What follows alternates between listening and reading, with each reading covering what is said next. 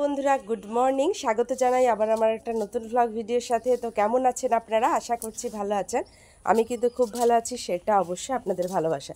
তো চলুন আপনাদেরকে একটা জিনিস দেখাই সকাল সকাল।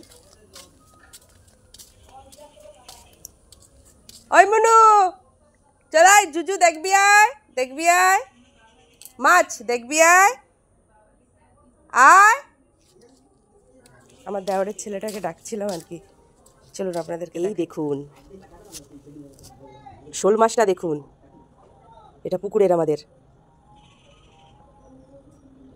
এটা কাকু ধরেছে। মাথাটা কি বিশাল,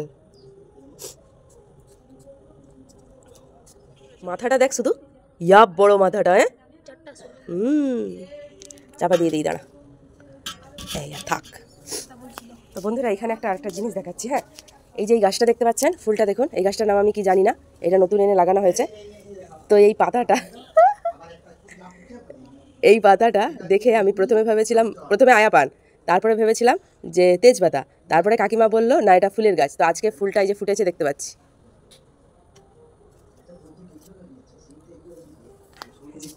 একটা ডালে কতগুলো গোলাপ, এই দেখুন, এই যে তোড়া, মনে হচ্ছে তোড়া, একটা ডালে কিন্তু। হ্যাঁ, কত সুন্দর। এই যে এইগুলো,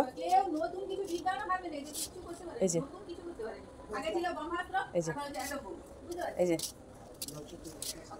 এখানে গোলাপ, আর তারপরে দেখালাম জবা, গোলাপি কালারের গোলাপটা দেখেছেন, গোলাপি কালারের জবা, সুন্দর না? আমাদের ঘন্টি রানী সদ্য মা হবে, তো তার জন্য এখন হচ্ছে যে সে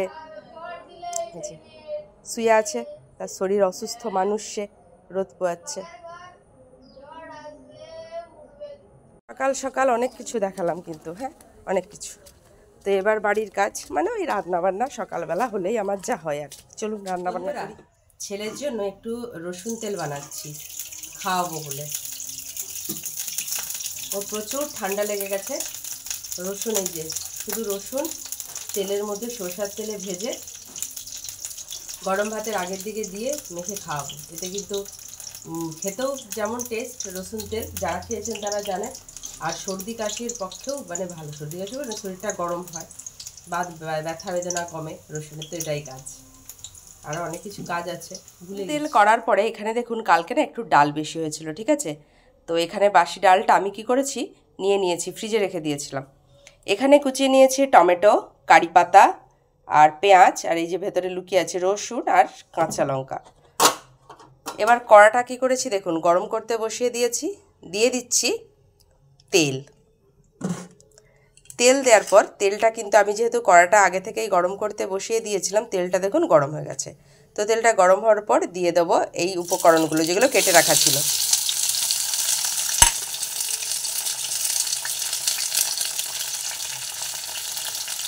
দেওয়ার পর ভালো করে কিন্তু নেড়ে চেড়ে নেব।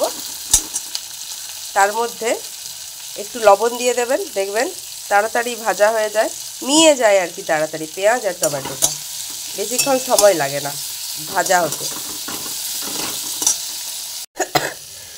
বেশ সুন্দর হয়ে কিন্তু ভাজা হয়ে গেছে পেঁয়াজ, টমেটো, রসুন, কাঁচা লঙ্কা, কারি পাতা।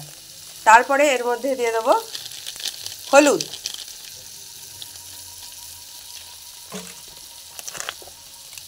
লঙ্কার গুঁড়ো,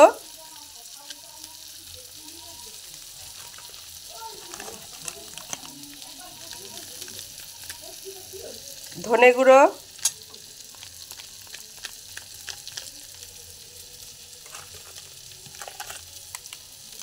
জিরে গুঁড়ো।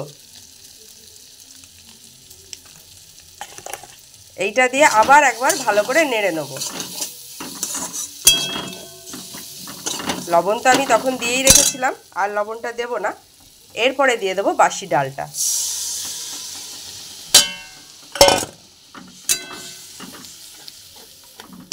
এইটা দিয়ে আপনাকে একটু রেখে দিতে হবে যতক্ষণ না এটা শুকনো হয়। দেখুন ওখানে ওইটা রান্না করছিলাম, এর এদিকে কাকু দেখুন মাছ বেছে দিয়ে চলে গেছে। ওই যে বলেছিলাম যে এই মাছগুলো, ওই মাছ কিন্তু কাকু বেছে দিয়ে চলে গেছে, কেটেছে, কাকুই কেটে দিয়ে গেছে।